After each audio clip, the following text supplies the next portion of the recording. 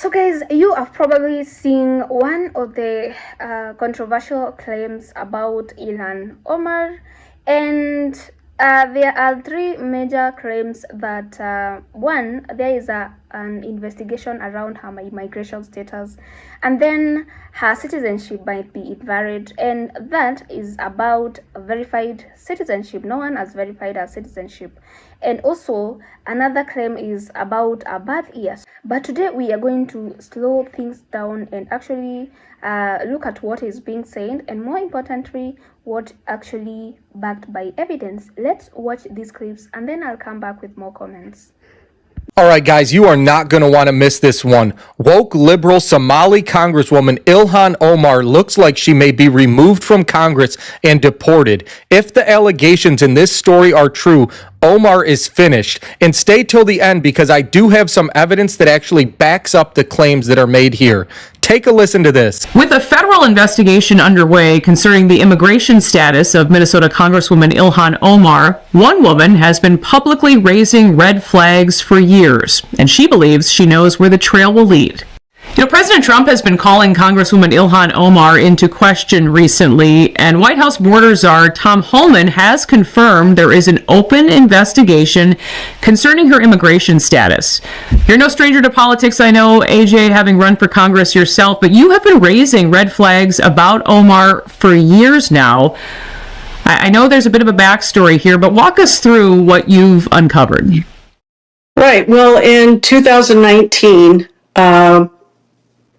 I was looking at something about ILHAN OMAR on the internet, and it occurred to me to look at her birth year. I don't know why, or birth date, and so found out that she was actually 18 in the year 2000 when her father became eligible to apply for citizenship. Now, this is massive because ILHAN OMAR claimed to be a minor and got her citizenship through her father at the time. But if she was not a minor, then she would have had to get it on her own. Now, this should be easy enough to verify, you would think, but take a listen to this, and it's truly shocking. Anyone has ever verified her citizenship, not the Minnesota Secretary of State, the FEC, or Congress itself. I then went to the Minnesota Secretary of State's office in October of 2019, I believe, and I asked questions and found out that they didn't verify her citizenship, and they actually don't. So how do you verify their citizenship if they're foreign-born? But that's outside of our realm. There's no authorization in the statutes for us to follow, double check on people, verify their status and things like that. They sign the affidavit, that's the certification statement, and that's just the way it is right now. There is no law that requires us, and in fact, because there is no law telling us to do that, we would be violating the laws by checking up on people. We don't verify everybody is a citizen. We don't verify everybody is a citizen. We don't verify everybody is a citizen. Now, this is just unbelievable. You have to be a U.S. citizen to be a member of Congress, and nobody has ever verified that. Not to mention that ILHAN OMAR actually changed her date of birth on the official government website. Take a look at this. Yeah, you've been putting all of this out there on social media, and again, you have been for years. I know one of your posts recently was even shared by President Trump's Truth Social account. It's not just your opinion, though. You've documented all of this, and you can see for yourself. The screenshots were, as you say, Omar changed her birth year from 1981 to 1982.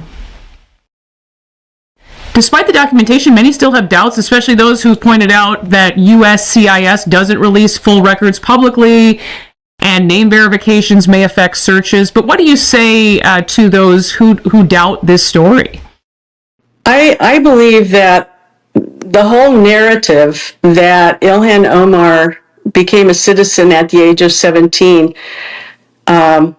that narrative that's documented has been sold for so long that people have bought into it and they believe it. But where's the documentation?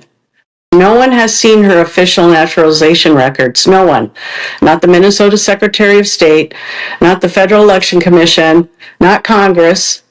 And there is enough evidence now, especially in changing her birth year. I mean, who does that? Who goes to that effort of, oh, I'm in Congress now and I've just noticed that my birth year is incorrect. No, that's a red flag. So from public available information states that first, that there is a federal investigation into ILHAN Omar immigration status, and second, that her citizenship might be invalid based on her age at the time her father applied. So third, no one has ever verified her citizenship, not election officials, nor the government. And finally, there are red flags, like her birth here supposedly being changed.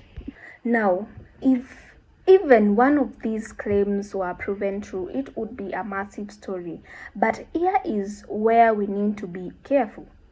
Let's start with the biggest one. Is there actually a federal investigation?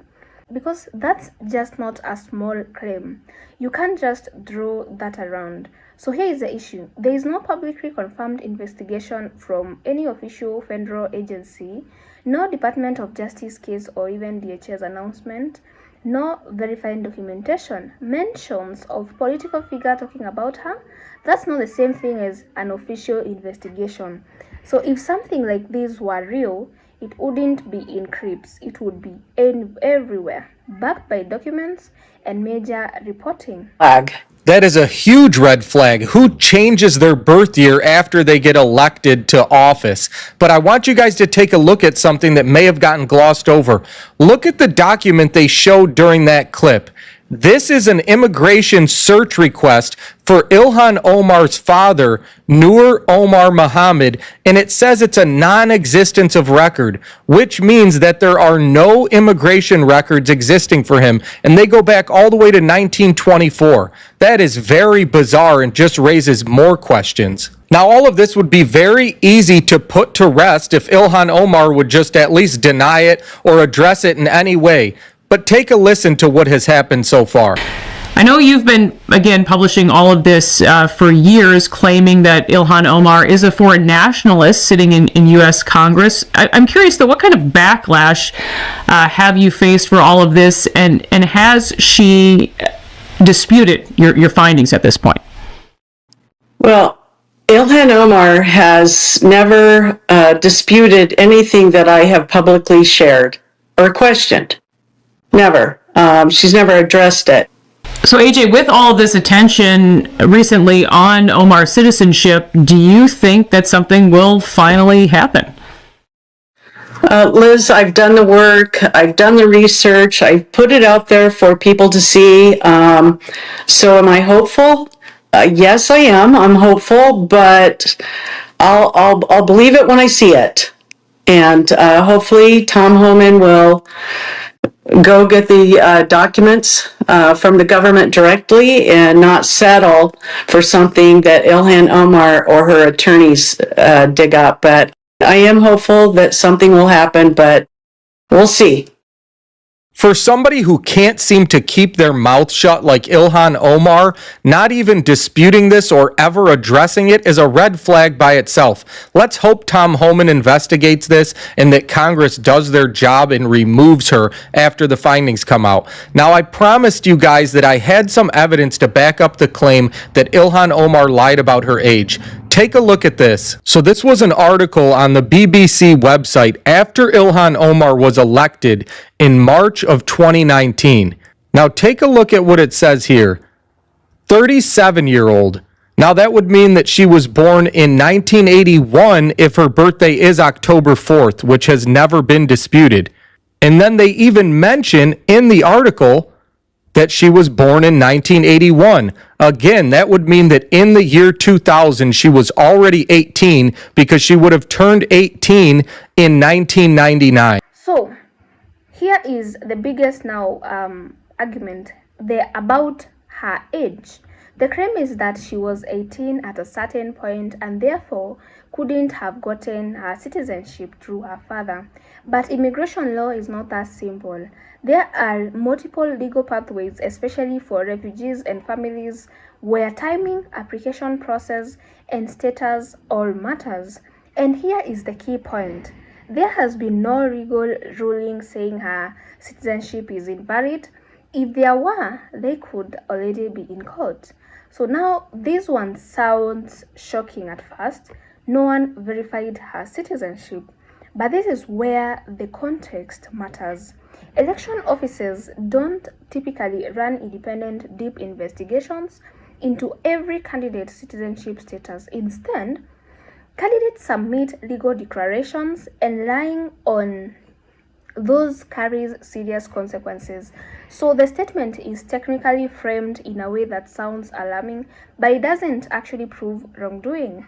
Then there is the claim about her birth year changing. This gets presented as a huge red flag, but discrepancies in public databases or online records happens more than people think. So data entry errors, updates, inconsistencies across systems. So there's no verified evidence that this was done deliberately in a way that affects our legal status. So finally, the idea that no one has ever seen her naturalization records. That part is actually normal. Immigration records are private. They are not public documents that anyone can just look up. So the absence of these records online isn't proof of anything. It's just how the system works. Yeah, so when you put it all together, what do we actually have? We have a series of crimes, a lot of strong language like shocking and huge red flag, but no official documents, no court cases, no confirmed investigation. And that's important because online it's very easy to for something to sound so convincing without actual verified information. So at the end of the day, this story is actually developing, and I'm going to be following around it. We see where this goes, and we see where we can find evidence and confirmed and verified information for these kind of breakdowns. So no evidence, and this is not confirmed or just repeated. So that doesn't mean you have to agree with any politician, but it does mean separating facts from viral narratives. Anyway, that's the breakdown, and let me know what you think in the documents. And I thought you guys should know this, and if you want me to analyze more clips like this, drop them below and tell me what you'd like me to talk about. Thank you so much for watching. Consider subscribing to join our family. I'll see you in the next one. Bye for now.